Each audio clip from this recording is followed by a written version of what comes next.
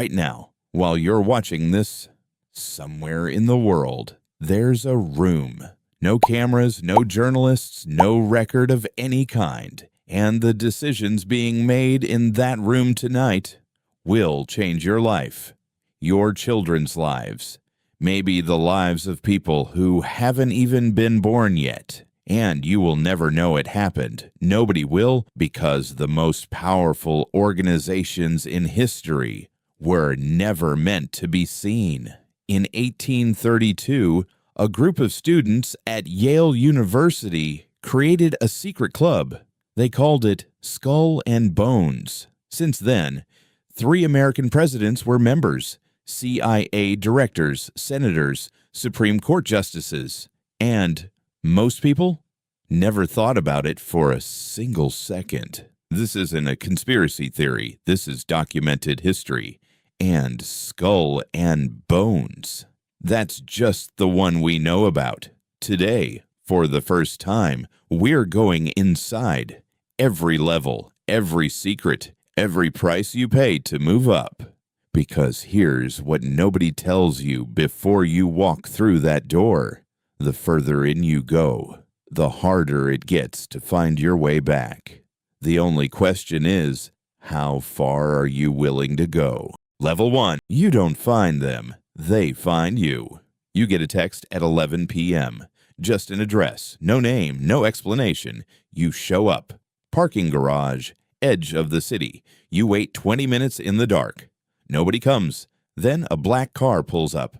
Window rolls down halfway. Get in. You get in. Not because you're brave, not because you're stupid, because something in your gut says, this is it. This is the moment. You're nobody right now. No money, no connections, no power. But you have something they want. Potential, raw, unpolished, dangerous. The first meeting is strange. A room you've never been in. Faces you almost recognize. Voices you feel like you've heard but can't place. A symbol, a handshake. One rule, don't ask questions. That night, you drive home. You park in front of your house. Engine off. Lights off. 20 minutes. You don't go inside. You just sit there, thinking, is this the best decision I've ever made? Or the worst? You won't know the answer for a long, long time. Level 2. Now they show you what's actually true. 3 months pass. You showed up every time they called. You kept your mouth shut. You didn't ask a single question. Now they trust you. And in this world, trust is the only currency that matters. The night of your initiation, they tell you 3 things. The first thing, the Freemasons have existed since the 1700s. George Washington, Freemason. Benjamin Franklin, Freemason. 56 men signed the Declaration of Independence. 14 of them were Freemasons. These men didn't just live through history. They built it. That pyramid with the eye on your dollar bill. Some say it's just a design. Others say it's a signature. The second thing, presidents change every 4 years. Governments rise and fall, but certain organizations have stayed exactly the same for over 300 years. Sit with that. 300 years. Then, before the third thing, there's a pause. You can leave whenever you want. You assume it's a test. No, it's the truth. The door has always been open. Outside, 1 million people. A city full of lights. Not one of them knows this room exists. The men who built this country in 1776, they could have walked away. 56 signatures, 14 were ours. None of them stayed out of fear. And the ones who tried to leave, a beat. You don't hear much about them. Silence. You say nothing. No threat. No warning. Just a truth. This doesn't hold you through fear.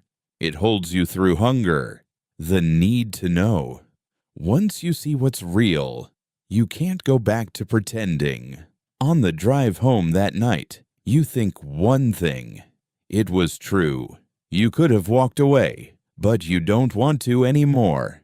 And that is the most terrifying part. Level 3. You're not just a member anymore. You're a tool. Your phone rings at 7 a.m. on a Tuesday. A name, an address, one sentence. Be there by noon. You hang up. You look at your coffee, still hot. You don't drink it. A year ago, you had $4,000 in your account. You checked it every week. Now you don't check anymore. There's no point. They give you your first assignment. Not illegal. Not exactly illegal. But it walks a very thin line, and you've stopped being sure which side you're on. Then it hits you. 1913. 7 men boarded a private train. Nobody knew where they were going. They didn't use their real names. 9 days on Jekyll Island, Georgia. In those 9 days, they designed the Federal Reserve System, the entire financial backbone of America. Congress voted on it, but Congress didn't design it. These men did. 1 room, no cameras. Now you understand what your job actually is. You tell yourself it's not wrong. You tell yourself you're just choosing a side. And the scariest part, you almost believe it. The assignment gets done. Doors that didn't exist before start opening. Your phone has 2 numbers now, one for before, one for after. You don't mix them up. But nobody prepared you for this. You now measure every word you say, even in front of your closest friends, because you're no longer sure. Who reports to whom? You used to trust everyone. Now you trust no one. And somehow, that feels normal. Level 4. You thought you knew history. You didn't. 5 years. You're sitting in a conference room on the 34th floor. Outside the window, the city looks small. The people down there move in slow motion. You used to be one of them. Then one day, a call comes in. Not a message, not an email. A call. There's a room. We want you to see it. The people in that room are different. Calm, unsettlingly calm. Not the calm of peace. The calm of people who have nothing left to fear. This is where you learn the history you were taught and what actually happened are not always the same story. Since 1954, the Bilderberg Group has met every single year. Heads of state, central bank governors, CEOs of the world's largest companies. No press, no transcripts, no public record. And yet, somehow, the topics discussed in that room become global policy within months, sometimes within a year, but they do. That night, they give you a new name, not your real name, your society name, a name that will outlive you. And sitting in that room, surrounded by some of the most powerful people alive, you feel something you didn't expect. Loneliness. You can't tell your partner, can't tell your kids, can't tell the friend you've known since 3rd grade. The higher you go, the more alone you become. You used to call your best friend every Sunday. You haven't called in 4 months. He stopped trying too. The greatest price of power isn't money. It's silence. Level 5. You're not a person anymore. You're a force. The 2nd decade, 3 a.m. A room with no windows. Cold coffee next to your hand. You haven't slept in 2 days. A file arrives. No name, no date. Just a decision, one that needs to be made. You stop because you know decisions like this have been made before. 1945, right after the war ended. Someone, no press conference, no congressional vote, decided to bring over 1,600 German scientists to America. What some of them had done in the past was known. They came anyway because the decision had to be made. The American people didn't know. Congress didn't know. But it happened, and it changed the course of history. Now you're staring at your file, pen in hand, hand shaking just slightly. Then you sign, because at this level you understand the decisions that change the world are never made by everyone. They're made by the right person, and right now. That person is you. But at 4 a.m., when the coffee is gone and the room is completely silent, sometimes you think about who you used to be. Young, light, free. The kind of person who checked his bank account every week. And a question creeps in. Was it worth it? Push it away. At this level, that kind of thinking is dangerous. Level 6. You're not inside the system anymore. You are the system. No ceremony for this level, no invitation, no handshake, no ritual. You just arrive. 9 people in a room, no phones on the table, no laptops, no assistants, just 9 people and a map of the world. And when you sit down, you understand. Money stopped mattering a long time ago. Power too. At least the kind people think of. Because real power doesn't announce itself. Real power quietly changes direction. At this level, there's only one conversation, continuity. Which institutions survive? Which alliances break? Which conflicts get quietly avoided? And which ones don't?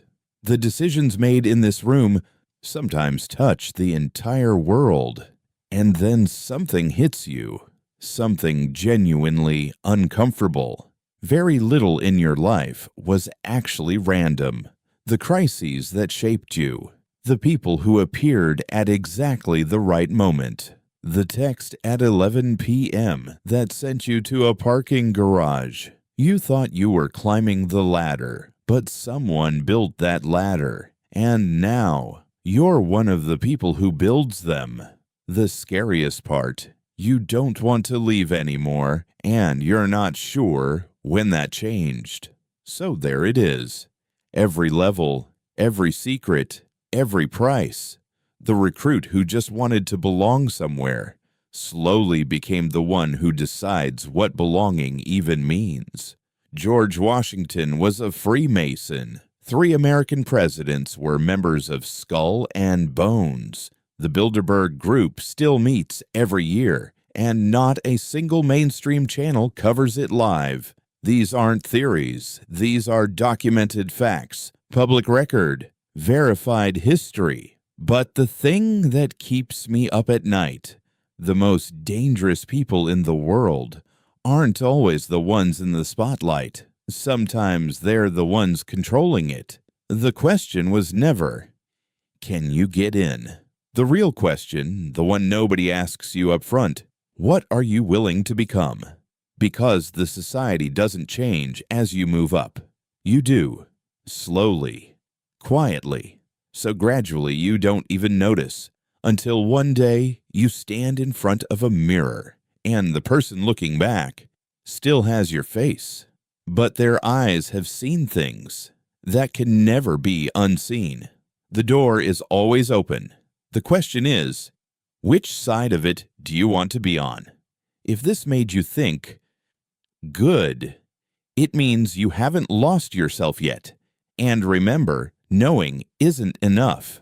Asking questions is where the real power is.